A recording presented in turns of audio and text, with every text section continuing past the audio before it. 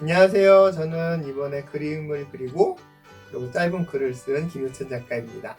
안녕하세요. 저는 이번 기획에서 글을 쓰고 사진을 찍고 답사를 책임진 정명섭 작가입니다.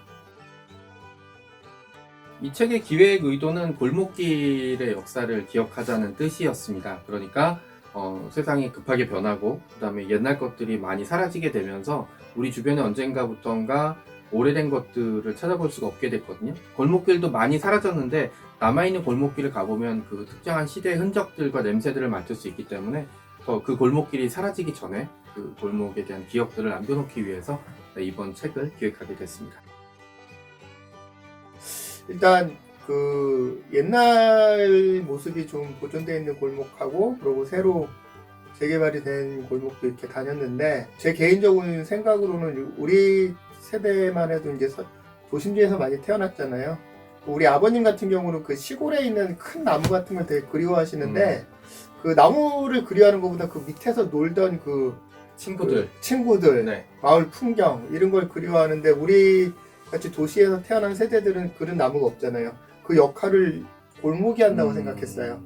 실제로 가보니까 골목이 다 비슷하게 생겼어요. 어느 동네든. 옛날 생각도 나고 마음이 뭉클뭉클한데 근데 문제는 재개발한 데를 가니까는 그렇죠. 완전 딴 길이더라고요. 그러니까 건물이 딴 거는 이해를 하겠는데 길이 바뀌더라고요. 그리고 좀 많이 그 사람들의 기억을 훼손하지 않나. 좀 재개발을 하더라도 좀 웬만큼 골목을 살려놓을 수 있는 그런 재개발이었으면 좋겠습니다. 여러 군데 골목길을 둘러봤는데요. 가장 먼저 갔던 곳은 이제 아마 해방촌이었던 것 같고요. 네. 해방촌, 그다음에 광장시장, 그다음에 대림상가랑 그다음에 세운상가도 갔었고, 그다음에 피막골, 또 남쪽으로 소공동이랑 명동에 중국인과 일본의 흔적을 찾은 곳도 가봤고 해서 대략 10군데 정도 가봤던 걸 기억을 합니다. 저는 해방촌 골목이 좀 기억에 남는 게 해방촌은 그 언저리까지 가봤는데 올라간 게 처음이었어요.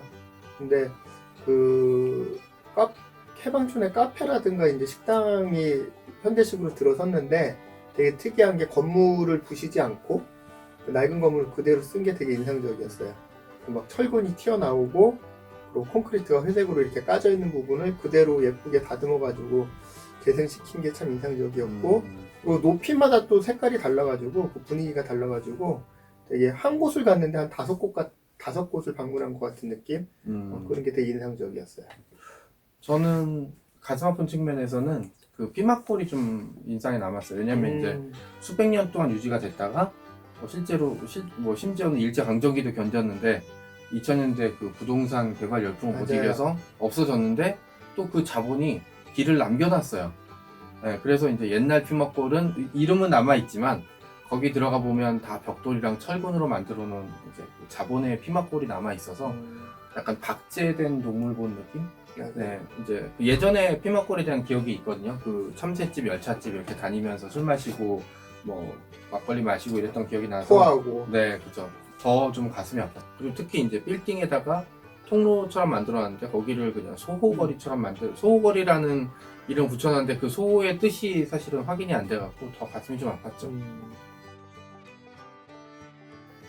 지금 코로나 때잖아요. 그림을 그릴 때 사람들이 예쁜 그림을 좋아하니까 예쁜 골목을 상상했었어요. 그리고 막상 나갔는데 상가가 골목에 많으니까 근데 장사가 너무 안 되는 거예요. 그걸 차마 예쁘게 못 그리겠는 거죠. 이게 책으로 나오는데 예쁜 거를 안 그려도 되나? 예쁘게 그려야 되나 하는데 그 힘든 상황을 차마 예쁘게 못 그리겠더라고요. 그래가지고 지금 어둡게 그릴 수밖에 없었던 그 심정이 되게 힘들었어요, 사실. 이번에 사실은 처음 기법을 쓰신 게 있잖아요. 그 사진 찍고 그 위에다가 이제 그걸 픽처 드로잉이라고 부르나요? 이름은 정하셨나요? 픽처 드로잉이 좋을 것 같아요. 사진을 찍고 그리는 것 자체가 뭐 누군가 시도를 했는지 모르겠지만 일단 그 전자기기의 발달을 할 수 있었고 그리고 그 위에다가 그리는 것 자체가 되게 재밌는 작업인 것 같아요. 그리고 사진 하나는 그 해방촌일 거예요 아마. 왜 그런지 모르겠는데 깨졌어요. 그걸 그대로 살려가지고 되게 신비로운 느낌? 그런 작업도 할 수 있었고 아주 좋은 작업이었어요. 저 같은 경우는 사실 글을 이제 주로 쓰게 되는데 뭐 사진은 부가적인 거고 골목길의 역사가 정확히 잡히지 않는 데가 되게 많았어요.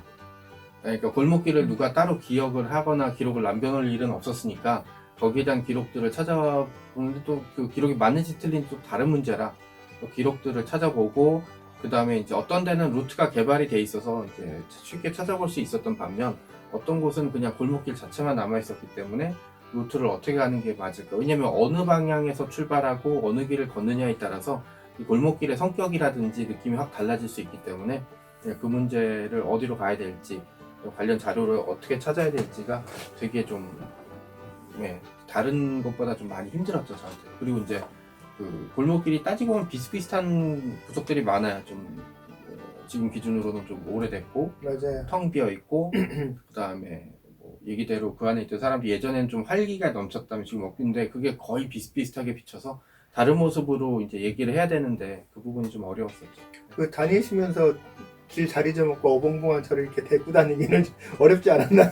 근데 제가 예전에도 늘 얘기했듯이 골목길은 길을 잃을 자유가 있는 오. 곳이거든요. 골목길이라는 것 자체가 사실 그런 실패와 허비를 포용하는 장소이기 때문에 그 문제에 대해서는 뭐 하고 작가님이 뭐 길을 잘 잃고 이런다고 얘기하지만 뭐 더 심한 사람도 많이 있고 작가님이 길을 잃고 싶어서 잃은 건 아니니까 그냥 길을 잃다고 생각하고 그냥 가만히 있으면 언젠간 찾아오시더라고요. 네. 맞아요.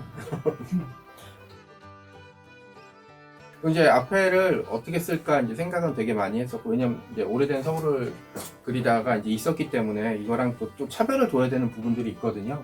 어떻게 해볼까라고 했는데 이제 그 골목길마다 그 특유의 얘기들이 있더라고요. 예를 들어서 뭐 이화 벽화마을 같은 경우는 자료를 찾다 보니까 그 꼭대기에 시민 아파트가 지어졌었어요. 와우 아파트 지어질 때. 그러니까 어떤 사람들은 그 아파트를 보면서 내 집이 생긴다라고 생각을 했을 거고 해방촌 같은 경우는 뭐 그 유명한 뭐 영화와 소설 다 유명하죠. 그 오발탄의 이제 그 주인공 가족, 그 다음에 이제 뭐 박서방이라는 나름 잘 알려진 영화에서도 이제 무대가 사는 곳이 이제 해방촌이기 때문에 그런 식으로 이렇게 조금 소설적인 리얼리티를 줘볼까라는 생각을 좀 해봤는데 뭐 생각보다 잘 나왔더라고요. 그래서 그 다음부터는 쭉 써보기로 했어요. 네.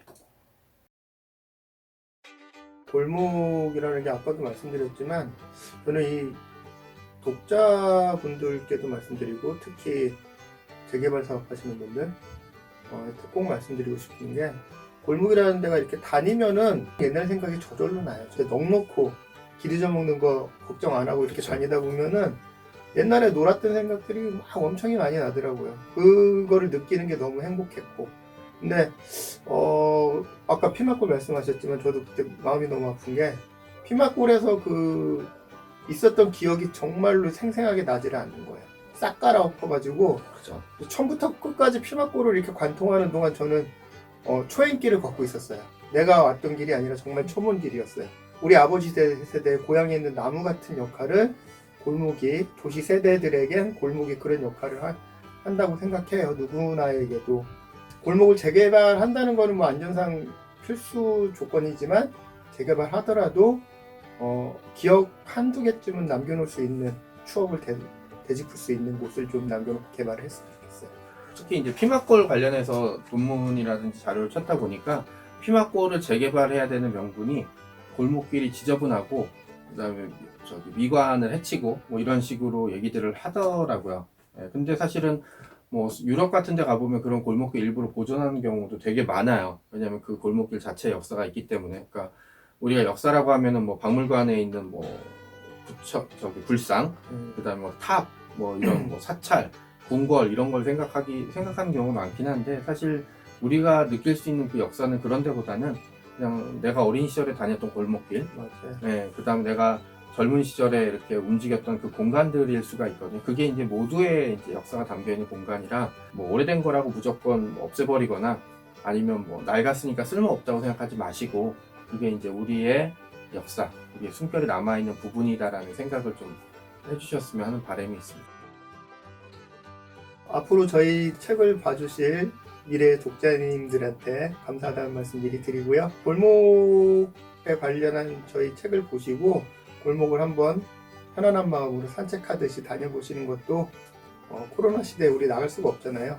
여행하고는 또 다른 느낌이니까 한번 즐겨보심이 좋을 거라고 생각합니다. 감사합니다. 서울연구원 관계자 여러분에게 깊이 감사드리고요. 사실 이게 될 줄은 몰랐거든요. 저희에게 기회를 주셨다고 생각을 하고요. 여러분이 쓰신 돈이 아깝지 않게 책이 멋지게 나올 겁니다.